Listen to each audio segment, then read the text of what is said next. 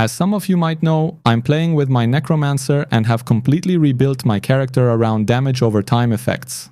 I'm one step away from my complete build, but that's about legendary gems. The build itself is the regular build. I'm sure you know what I mean when I say the regular build. Bone Wall, Bone Spikes, Borrowed Time and Wraith Form with these essences you see on the screen. I still think this is the best build. Let me explain why. Nowadays, Wraith Form dash builds are very popular and they do a quite good job. But when you face opponents who are much stronger, that dash becomes essentially a death sentence. Your damage and potency are not enough to take down the stronger players unless they are complete novices. That's why I'm sticking to this good old build. It's always successful, especially against strong players.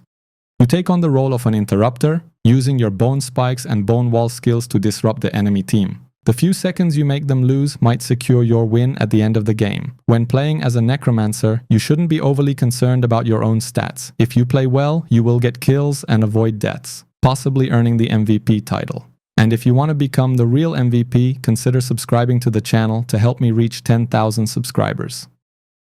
Yesterday, I talked about the new set and how good it is, and it works perfectly with this build, especially if you have the right gems for it. As you can see, I'm only using 2 5-star legendary gems. One of them is Blood-Soaked Jade and the other one is Starfire Shard, and I'll switch Starfire with the Abiding Curse. That's why I said I'm one step away from my complete build. I think I will be more effective with Abiding Curse. Don't get me wrong, Starfire Shard is probably the best gem for PvP, but I want to try out different options.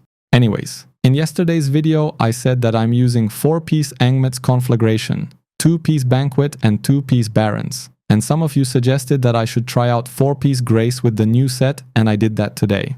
Results were pretty good, but I got similar results to 2-piece Baron and 2-piece Banquet, so both options are pretty good. And for now, I will stick with 4-piece Grace. And when you check out my gems, you will see Everlasting Torment and Viper's Bite. They are here to deal more damage over time, so I can trigger the new set's 4-piece effect even more. And Fervent Fang reaches the full stack with all of these dots, so it is pretty good. After that, I have Pain Clasp, and we all know why we have that. Next, I have Blood-Soaked Jade. This gem doesn't require any explanation in my opinion. After that, I'm using Bloody Reach, and it gives me the full effect bonus almost all the time, because I always try to stay far away from my targets. Next, we have one of the best 2-star gems, Mother's Lament, which increases our critical hit chance. And finally, we have Starfire Shard, but in a few weeks I will change it with the Abiding Curse, and then my build is going to be completed. Other than that, you can use this build with Demon Hunter and Wizard too. I will change my class to Wizard in a few days. So we will try out this legendary gem and set item setup on different classes as well.